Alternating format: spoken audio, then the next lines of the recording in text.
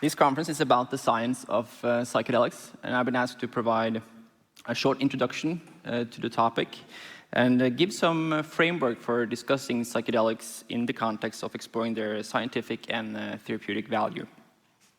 For many of you, the points I'll be making are well known, but for those of you who are not acquainted with this subject, we think it's important that you understand some of the basics.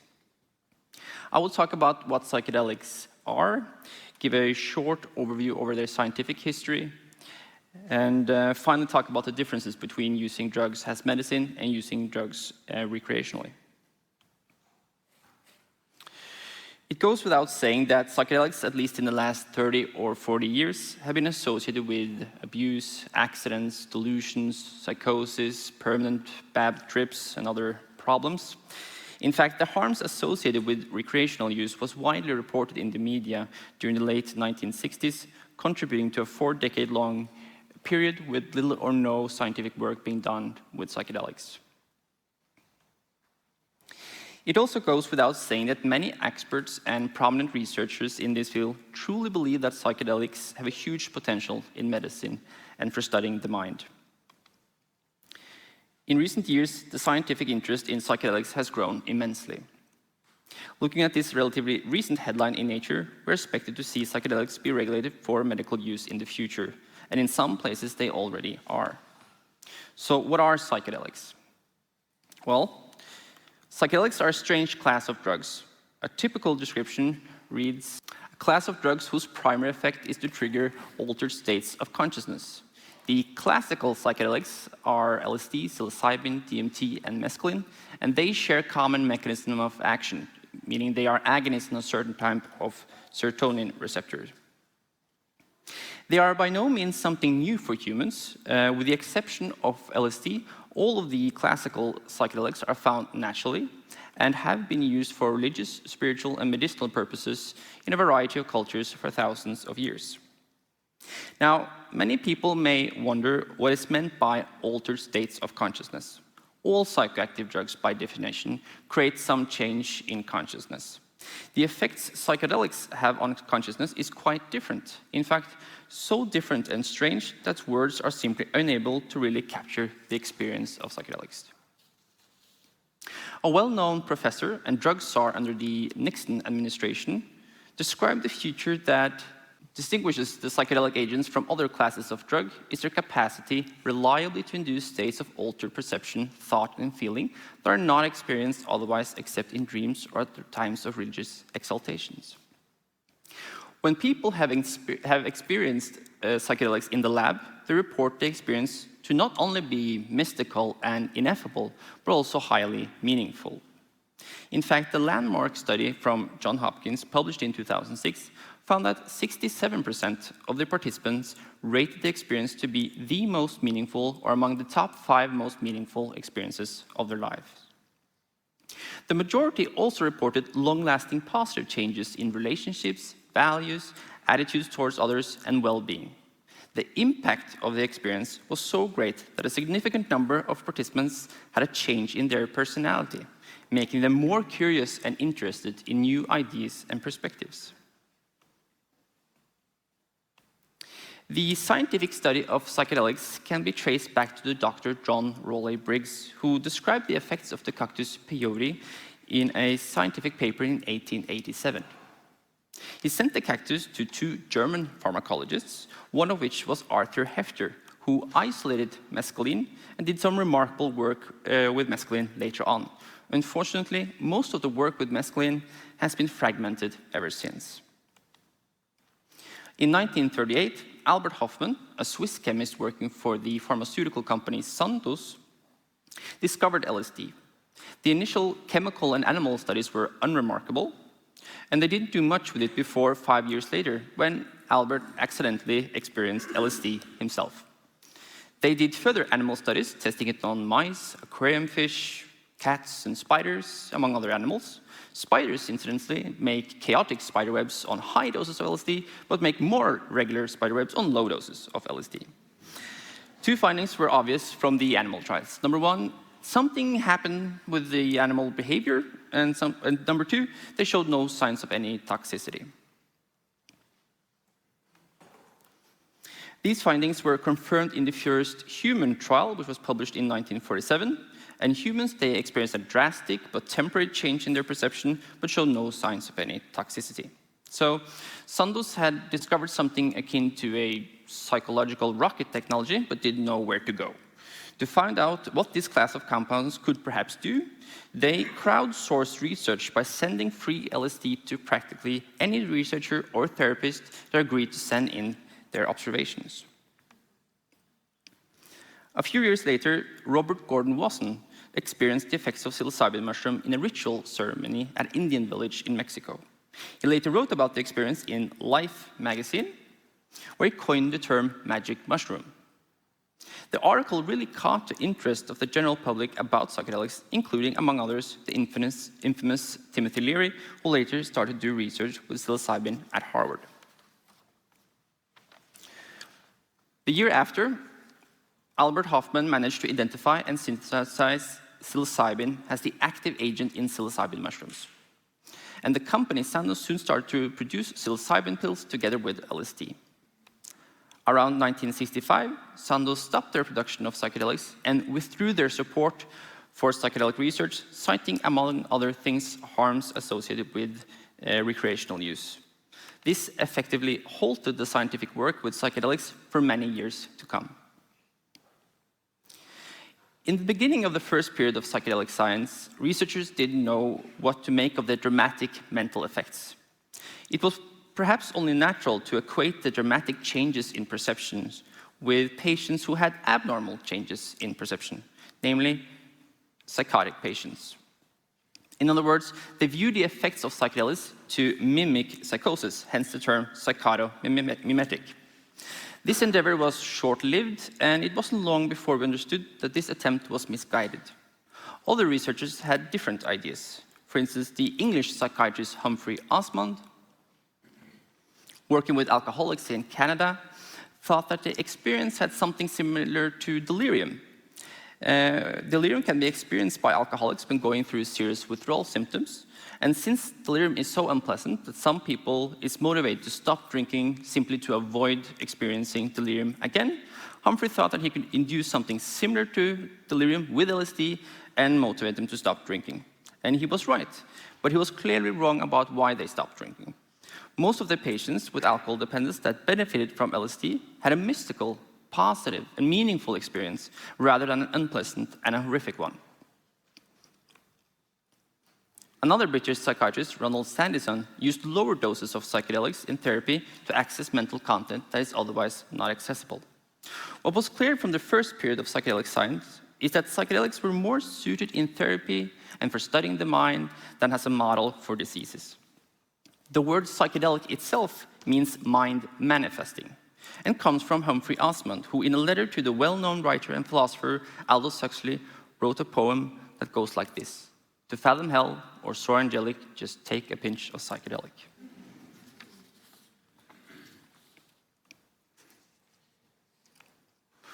One research group that continued doing research with psychedelics into the 1970s conducted a series of experiments that is known today as the spring groove experiments. In fact, most of the research methodology that is used today can find their roots in these experiments.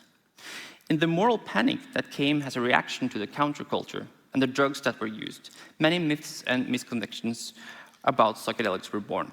Today, many people are confused about how harmful and dangerous psychedelics truly are. It's been said there are no such thing as a stupid question, but I will say that the question itself is misleading. First off, it seems to presume that drugs, like items or things, have properties that in and of themselves are harmful, positive, or negative. But drugs do not have such properties.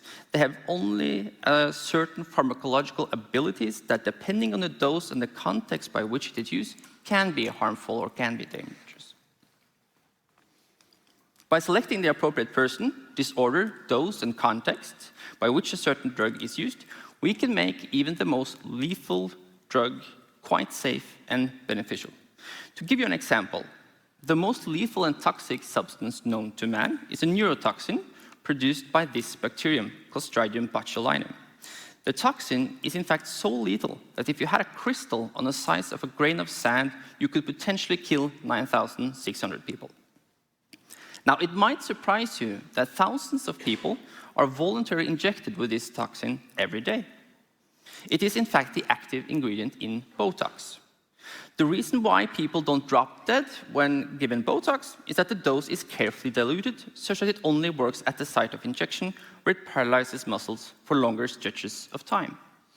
Is this neurotoxin dangerous? Certainly. Is the medical use of this neurotoxin dangerous? Not particularly.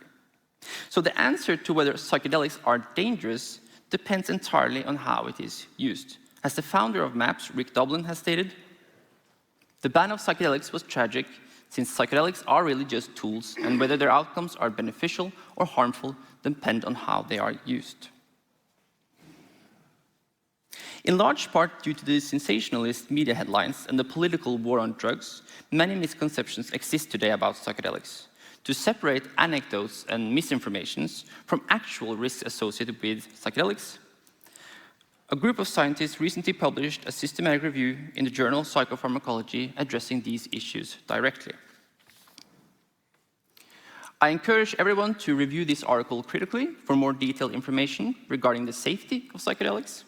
For the end of this talk, I will focus on their main points regarding abuse liability, physiological harm, harms to self and others, bad trips, and serious mental health effects.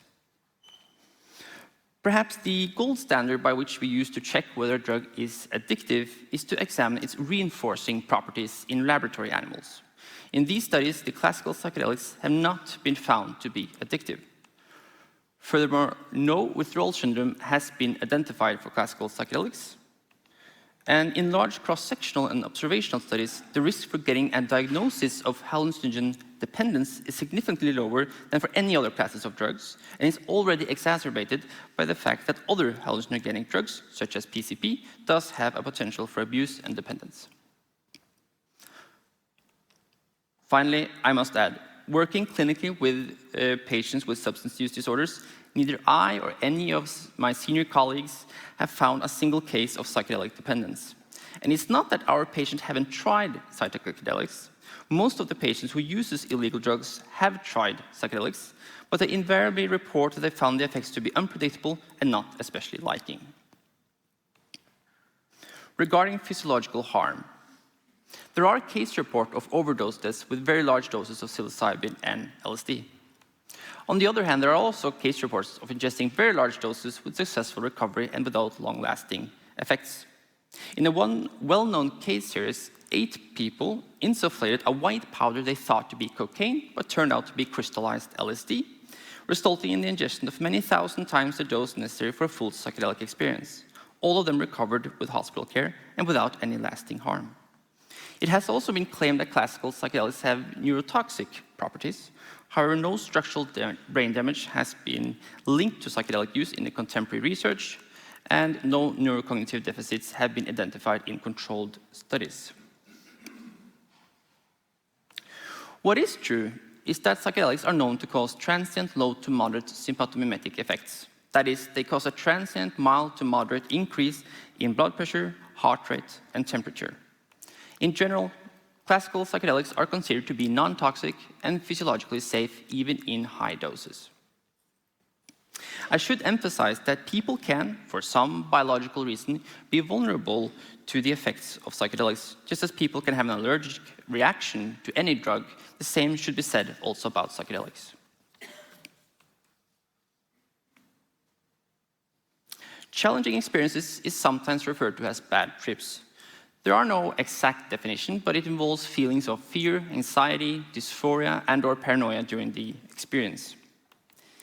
These experiences are not, in fact, uncommon. In one controlled study using high doses of psilocybin, about 30% of the participants reported extreme fear. What is frequently underreported is that these experiences are generally short-lived, and both in online surveys and in controlled studies correlate with subsequent improvements in well-being or depression or anxiety. With proper screening, preparation before the experience, using a safe environment, and provide social support during the experience, challenging experiences are generally well tolerated. It is known that the effects of psychedelics may cause dangerous behavior. There are case reports of suicide or people jumping off buildings. These cases are often reported in the media, contributing to the public perception of these risks. However, these events are extremely rare and in fact uncommon compared to other psychoactive drugs, especially alcohol. And they are also typically associated with unprepared individuals using it in unsafe settings, and they lack the social support, and they often combine it with other drugs. With regards to serious mental health effects, large population surveys have generally not found psychedelics to be an independent risk factor for mental health problems. In the published case reports with serious mental health effects, obvious risk factors for serious mental health effects are frequently identified.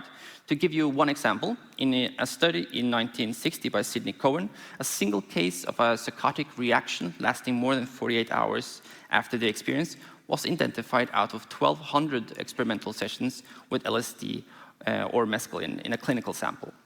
This person had visual disturbances 2 days after the experience and was obsessed with the dreamlike experience he had during the LSD experience.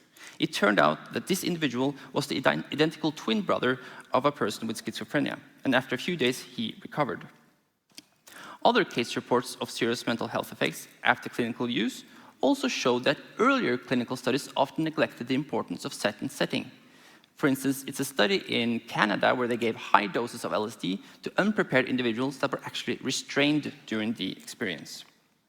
From the contemporary clinical research, including around 2,000 individuals, no lasting serious mental health effects have occurred.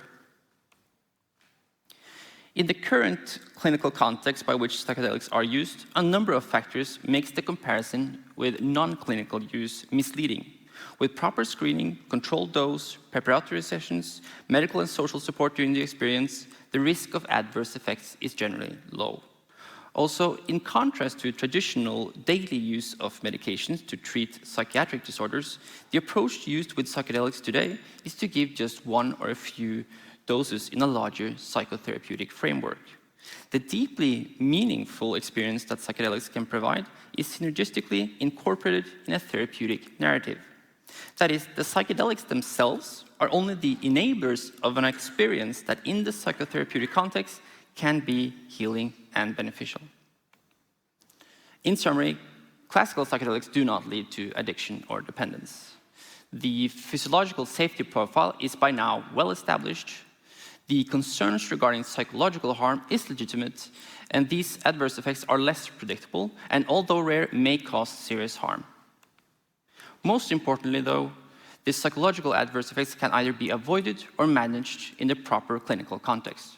Thank you for your attention.